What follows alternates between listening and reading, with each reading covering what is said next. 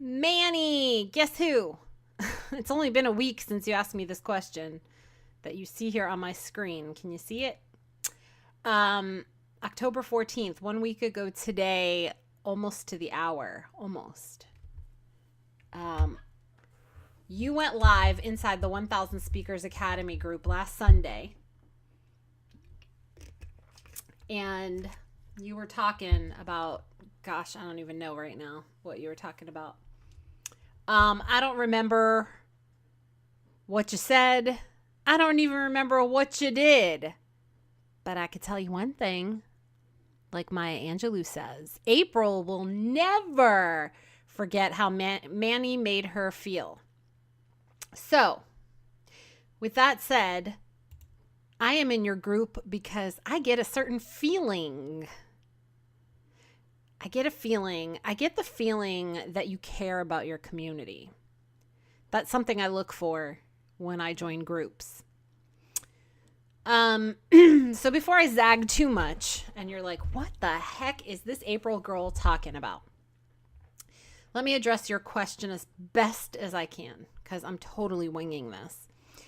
So last week when you were live, you were talking about goals. And it was in the realm of goals to become a speaker. Oh, I remember now. See, I knew I'd trigger myself. You said that you assume that those here in the group are here because we have an interest in speaking. And I asked you if that includes virtual speaking. And you said it does. I'm totally paraphrasing you, by the way. So you told me you wanted to hear more because I guess maybe I'm the only one who has an interest in virtual speaking.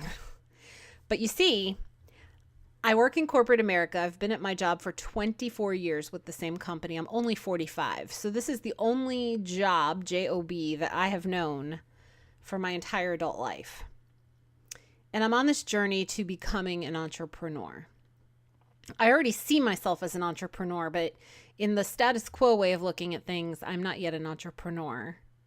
Unless you count the MLM that I'm a part of, where I have earned money. Now, I haven't made money because the law might frown upon that, making money is illegal. But I have earned money. So technically, I guess I'm an entrepreneur, but that's just a side hustle.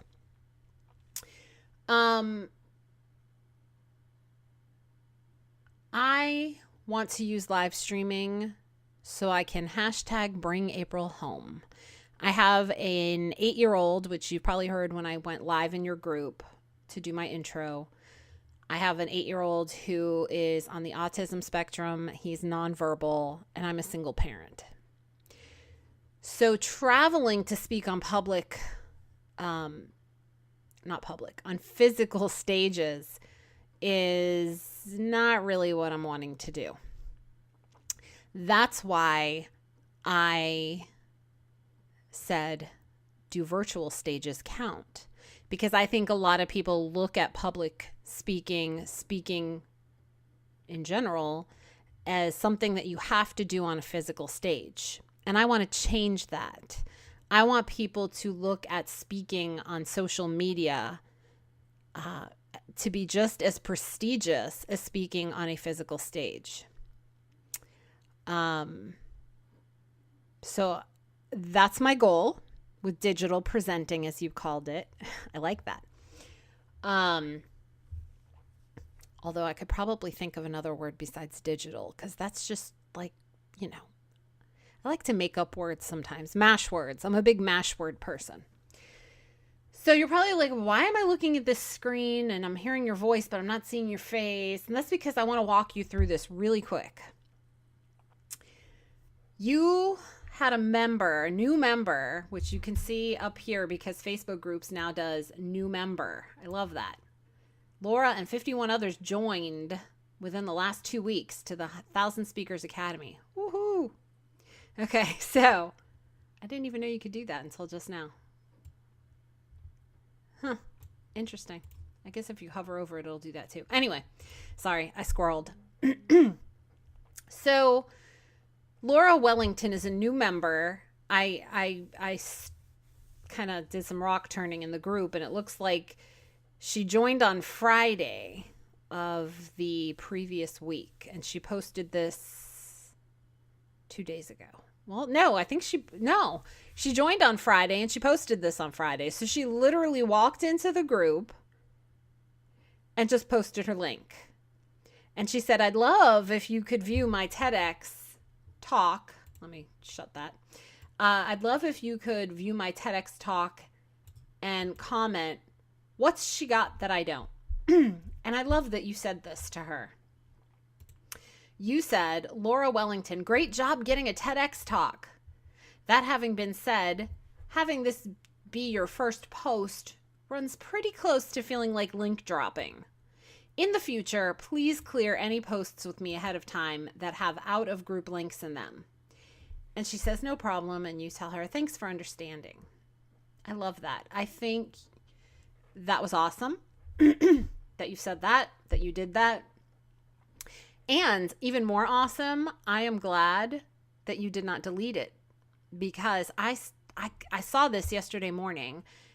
So she posted it on Friday. I saw it yesterday, and I thought, after watching hers, I'm like, I could do equal to and or different than. I never say better. Better is in the eyes of the beholder, right? So I can do differently than her. I started analyzing, assessing, what have you, her TED Talk. And I see so many people doing TED Talks. And I'm like, I'm always down on myself. You know, like, who's going to want to hear me? Who's going to want to? Nobody cares about my message. Nobody cares that my husband cheated on me and left me a single mom to a special needs child. And then 2 of my parents got cancer. They live 2,200 miles away. I'm an only child. I wasn't there when my mom then died in May, the day before Mother's Day. And here I am holding down a full-time corporate job, single mom, special needs child. Who's going to want to hear about that? Nobody cares. And so I do all of this negative self-talk. And I talk myself right out of the very thing that lights me up, which is speaking. And if you haven't figured that out by now, I love to speak. I'm animated, and that's not forced. I just love being animated. I think that's what grabs people's attention. So I'm looking at that, and then I'm like, I wonder if TED does anything in my local area. So I went to Google, because Google knows everything, right? So I found this TEDx, I don't know if you can see this. I'll make it bigger. TEDx UTK, University of Tennessee, Knoxville. I live here in East Tennessee. I literally live like 20 minutes from the campus. I had no idea they do TED Talks here. It did say that they were looking for a student speaker, though. So, I did some more rock turning and asked a question. I found they have a Facebook page, so I asked them, because I saw you can nominate people. And they said, yes, that's true. You can be nominated and you don't have to be a student. So I got really excited. But there's like, as of yesterday, 20 days left before the deadline for people to nominate you. So, anywho, I posted this on my Facebook profile yesterday morning because I was super jazzed, Manny. I didn't tag you in my post because I knew I was going to be doing this video to you, and I didn't want to give you a heads up with it being out of context. I said, okay, so this has to be a God thing. It has to be. Someone dropped their TEDx link into a group that I am in. That would be your group, Manny. And asked for feedback. The group owner politely called her out in gently saying that it felt spammy. But he let the post stay. And I know you didn't call it spammy, but I know that's what you meant. thank God he did, because it sparked me to look and see if TEDx ever comes to my area of Knoxville. TEDx UTK, which stands for University Tennessee Knoxville. Guess what? It's coming in February 2019, which will mark 3 years that I've been on my personal growth journey in Net Friending Masterclass with Roy Montero. The TEDx application indicated this talk was for students, but the FAQ says anyone can be nominated. Y'all, I want in on this. Everything I've done up to this point on my journey has been leading up to this moment. I can do this. And then I go on to talk about their accepting of nominations, etc. So, why am I sharing all of this with you?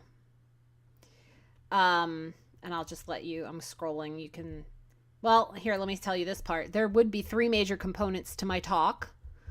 My 2.5-year journey of personal growth as I navigated a cheating husband, divorce, special needs child, 2 parents with cancer, and the loss of my mom. The stormy relationship with my mom from childhood through adulthood and now after her death. And how I am using my issues of life and the story of my personal growth journey from April 1.0 to April 2.0 to bring people together via live streaming and ultimately, this is the important part, Manny, ultimately a prestigious people search engine. So let me just say this. There's a lot of people who own, run, what have you, Facebook groups. We know there's ones that are paid groups where you can only enter if you're a paid member. And then there's ones that are open. They're closed groups, but they're open to being joined without a paid membership, like 1000 Speakers Academy. And what I found is that oftentimes the people who run those groups that are not paid groups ultimately post things, and I'm not saying everybody, I'm saying a lot of people do though. A lot of people post things that are with the intent to get people to buy their product or service, their coaching program, their masterclass. And oftentimes for me, that feels icky because I know why that person started a group. I know they have a product or service. I don't need to be reminded in that group at the end of a live stream that there's a call to action, and if you want to do what it is that I'm telling you I can do for you, here's my here's my product, here's my service. Because then I feel like, as a person who's there to just be a person, I then feel like that person, whoever that person is, doesn't have an interest in me as a person at all. They see me as a dollar sign. And I'm not in any of these groups that I'm in to buy anything. That's not my intent. I join groups to see how I can help other people with what I'm doing. Whether that be the group owner, whether that be a moderator, an admin, or somebody in that community, I am seeking human connection. I am looking for people who can provide value for me and people who can receive the value that I have to offer. And oftentimes I feel that there's group owners, admins that think, and especially ones who are, I'll say, well-known influencers, think that because you're there, that you need their help. And while that may be true for a lot of people, that's not necessarily the case for me. Because I'm looking for people, not content necessarily. My primary reason for joining groups is for people connection, people currency, and also to kind of look and see how people do as they do. Because I did an intro in your group and I wanted to see who was going to follow suit. Who else was going to come into the group and go, oh, look, somebody went live and introduced themselves. Let me see. I'll do the same thing because that makes sense. And nobody did. And then I thought, I'm going to go live in the group and see who engages with me. And guess who showed up, Manny? You. Only you. Nobody else commented. Nobody else showed up. Because there are people that are just going into these groups for what they can get out of it. They're not looking for the connection. They're not looking for ways to help each other. Here's the value that I provide. I know how to connect people with other people. And while I may not want to purchase Manny Wolfe's product or service, I may know somebody who does. And I could invite Manny onto our show, not to talk about his product or service, but to get your story out there, to find out what it is that you are doing in the world, to find out who you are and what drives you.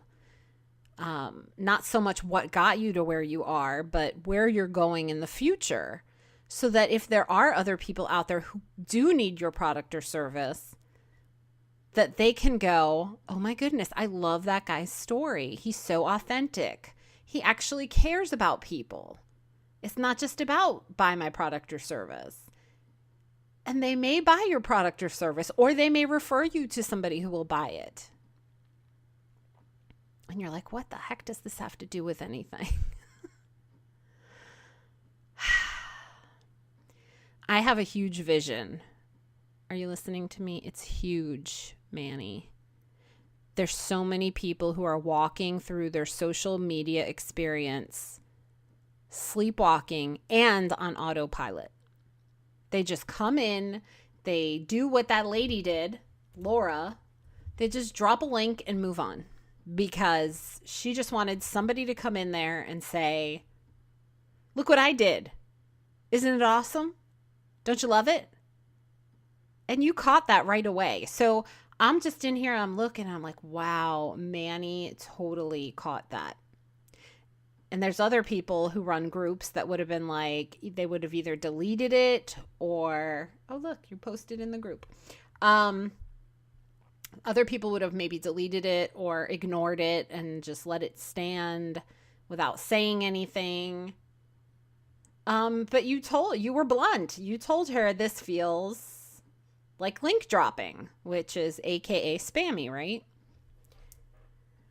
And I want people like Laura, because there's so many Lauras in the world. I want those people to understand how important it is to connect with other people. And then they will probably care about your story. Make that connection first. Don't just go all across Facebook land, dropping your link and just crossing your fingers, hoping that somebody's going to take an interest in you. Live streaming is where it's at. Speaking is where it's at. Storytelling is where it's at. You have to be a great storyteller. I know you know that. I'm not telling you anything you don't already know. I want to, that's the message that I want to get out to the world. That's my goal. To help people to stop sleepwalking through their social media experience on autopilot because they're just shooting themselves in the foot.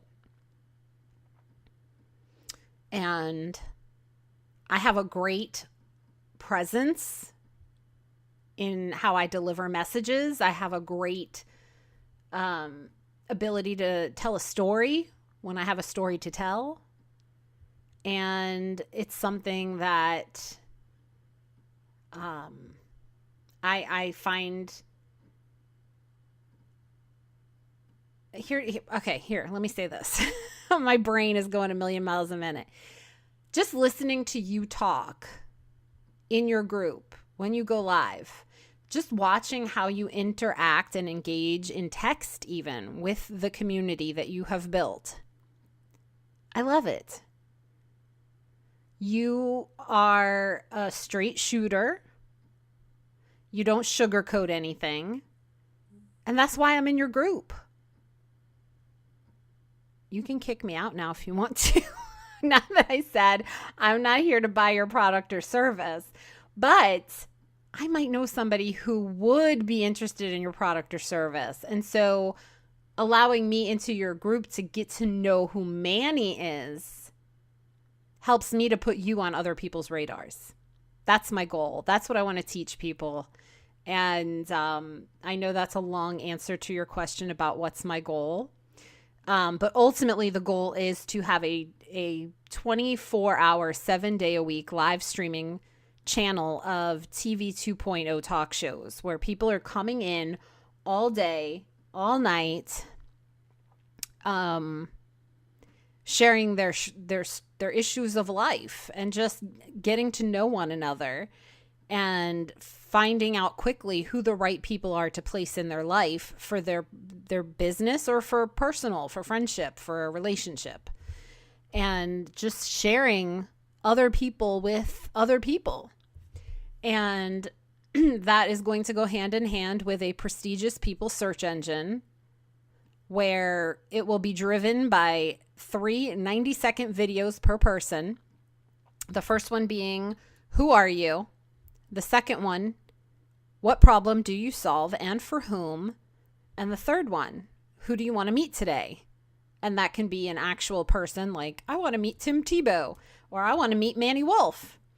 Or it could be an avatar of a person. It could be, I want to meet somebody whose primary love language is acts of service, and their personality, their Myers-Briggs personality type needs to be ENFJ or ENTJ, and I want them to be single, or I want them to be in this business or that business.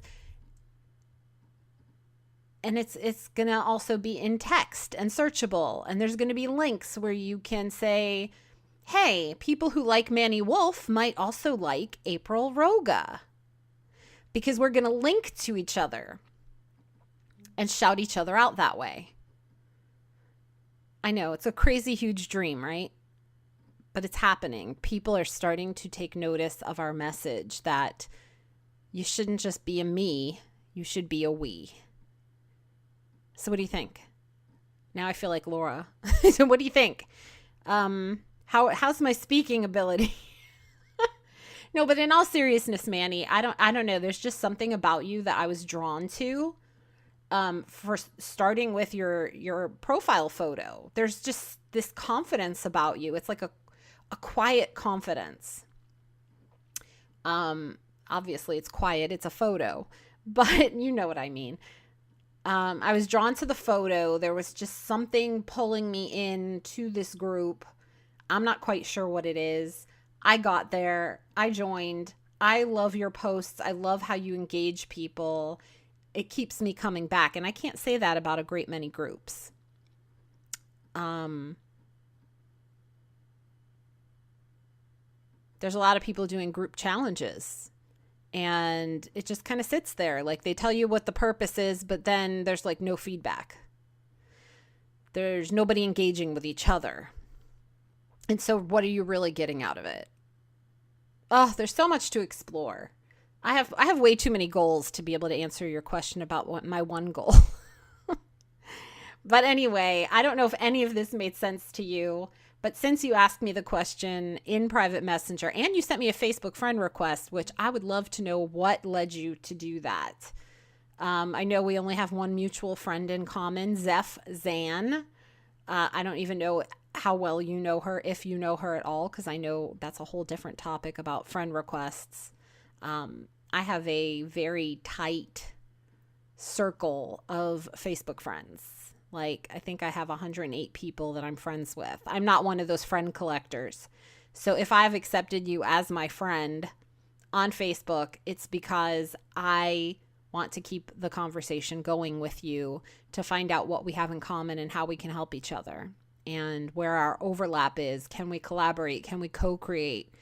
I am all about relationship building. I do not collect friends and then they just sit on my list. So I'm curious, just because I feel like I've gotten to know you somewhat over the past few weeks. What prompts you to send a friend request, and then what do you do with it after you send it? Do you keep the conversation going? Like, what do you see in a person that makes you go, let me send that person a friend request? Because you sent me one right, I think it was last week, right after the live. So just curious about that, and I'm just loving your group. So don't kick me out because I'll be very sad. Anyway, this is longer than I expected. So, oh my gosh, it's 26 minutes. I must go, and I will talk to you later. Toodles.